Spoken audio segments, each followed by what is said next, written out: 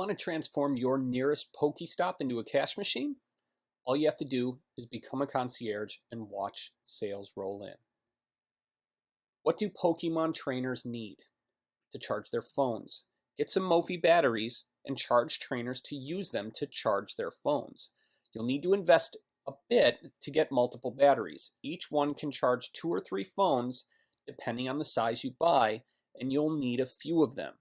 Don't forget that you'll need to keep your batteries powered up to be able to let people charge their phones, so you'll want to recharge them every night while you sleep so they're available the next day.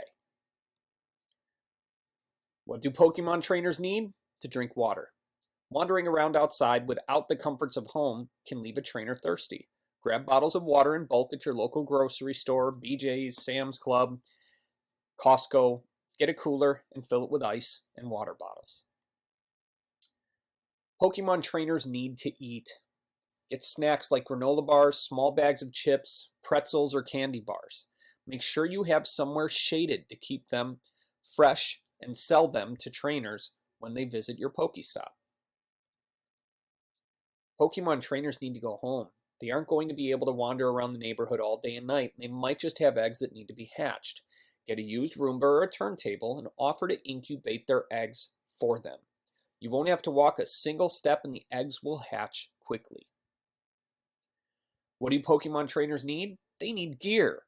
Grab some collectible items with team logos from Etsy or eBay and resell them to traveling trainers. With this one, you want to always contact the creator of a product, because if you're buying a large amount of their items, they may be willing to offer you a discount. Don't forget that sites like Etsy or eBay charge for the ability to sell on their website. So if you contact someone directly, you might be able to get a bulk discount and pay them directly to get the products that you want to resell. Be reasonable and you'll create happy customers that will return. $2 for a bottle of water is fair, but $5 is ridiculous. You can charge convenience prices, but don't charge too much or your customers won't return and buy what you have for sale. Relationships with Pokemon trainers. If you intend on taking advantage of the Pokemon craze, you're going to need to understand a bit about Pokemon Go. After all, the easiest way to interact with someone is to have common ground, and understanding a bit about Pokemon is a great way to start. Below are all the different types of Pokemon: Bug, Dark, Fire, Flying, Ghost, Grass, Dragon, Electric, Fighting, Ground, Ice, Normal, Poison, Psychic, Rock, Steel, Water, and Fairy. The thing to know about this is not only does every Pokemon have a type, most of them have 2. Each type comes with different strengths and different weaknesses. Fire is strong against ice and grass. Dark is strong against a couple of the others. Electric is strong against water. A lot of it is common sense. However, coming up, I'll show you exactly who's strong against what and who's weak against what, so you can see it for yourself. We talked about strengths and weaknesses in the history video, but here they are again below.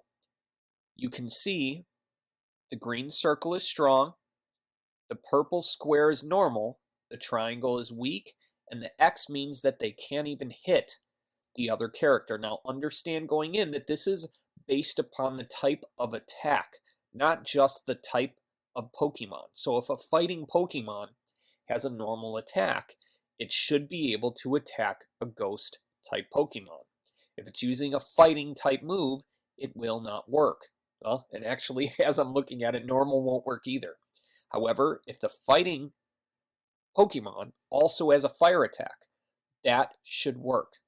It's one of the reasons that you need to think about how you use the Pokemon that you have on your team. Certain Pokemon are far more common than others. You'll find that trainers freak out over the ones that aren't as easy to find. That's one of the main reasons you want to use lures in a local place of business to attract the Pokemon, which will then attract the trainers. I'll show you a graphic of Pokemon in order of rarity in a moment. You can take a look and see just by their pictures. I'm not going to go through their names and bore you to death, but you can see the common, uncommon, rare. I would recommend saving this graphic for yourself, because if you get a very rare or an epic Pokemon, that's something worth posting on something like a Facebook page to let people know. Snorlax, who is in the middle of the mythical column, is super, super rare. So you would want to be very loud about having that. Tauros, which is the North American region exclusive Pokemon.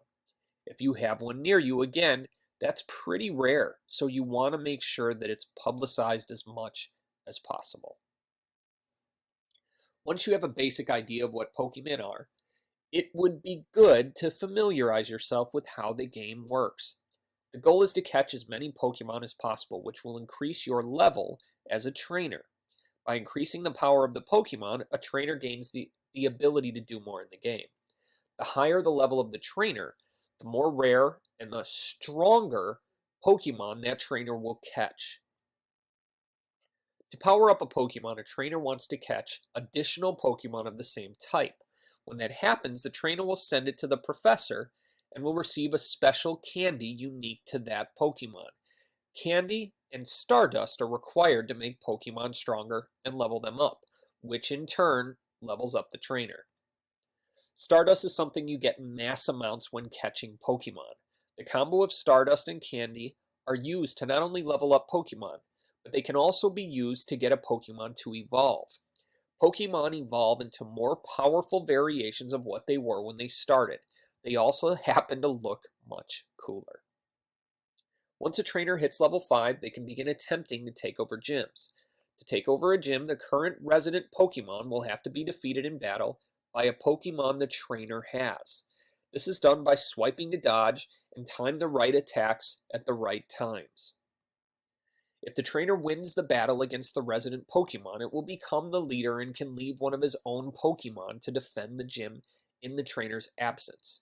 As long as he owns the gym, he gets items anytime he visits. These items are only for the owning trainer, which is why there is fierce competition between trainers over who owns a gym. When building relationships with anyone, it helps to have common interests. Even if you have zero interest in how this game works, the basics we've covered here will help you understand the language the players speak.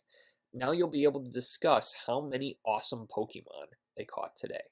So I thought it would be cool to take a departure from the slideshows and show you some actual internet stuff. And what we're talking about in this video is how to make local money from Pokemon Go. So the first thing I want to start with is learning about the game. I've taught you a few things, but you'll want to learn more. And what I'm showing you is the location I recommend going to learn. It's ign.com/wikis/Pokemon-Go. If you do a search for IGN Pokemon Go, you will find this. And it's really detailed. Goes into every little tiny intricacy, everything you could really need to know about the game itself. It will not teach you anything about how to make money with it. However, it will teach you everything you could possibly want to know about the app and game itself. So I recommend this because it's something called a wiki. Wikis are editable by any registered user. That means that it's always going to be up to date. People will update it when they figure out new stuff. So we talked about being a Pokemon concierge, and that's a local business you can set up going to different Pokestops and Pokegyms in your area. And I recommend having a membership at a wholesale club. It does not have to be BJ's. It can be Sam's or Costco. Either of them is fine.